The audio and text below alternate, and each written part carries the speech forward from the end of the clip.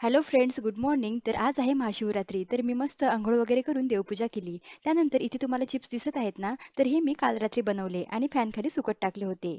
तर चिप्स मस्त वाळले आहेत. आज उपवास आणि काल रात्री मी हे चिप्स बनवले म्हणजे तहान लागल्यावर विहीर खोदल्यागत हे काम झालं. पण चिप्स खूप मस्त बनले बरं का, तुम्हाला पुढे कळेलच. हे वाळलेले चिप्स मी काढून घेतले. त्यानंतर साबुदाणा भिजला होता, शेंगदाणे भाजून घेतले आणि रताळे व बटाटे उकळून घेतले आणि साबुदाण्याची उसळ बनवून आम्ही फराळाचं केलं.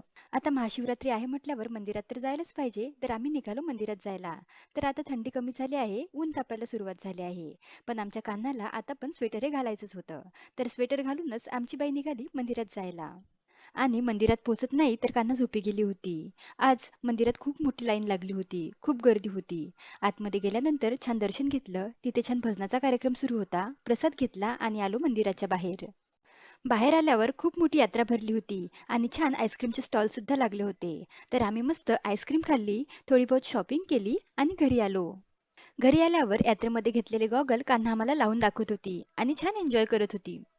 मग मी बनवले रात्रीच्या फराळासाठी साबुदाणा वडे.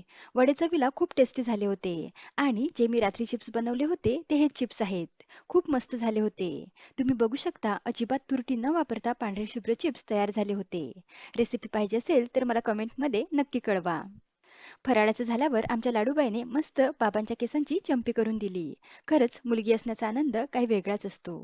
तर असा होता आमचा आजचा दिवस. कसा वाटला तुम्हाला हा मिनी व्लॉग कमेंटमध्ये जरूर कळवा. भेटूयात नेक्स्ट व्लॉगमध्ये. बाय.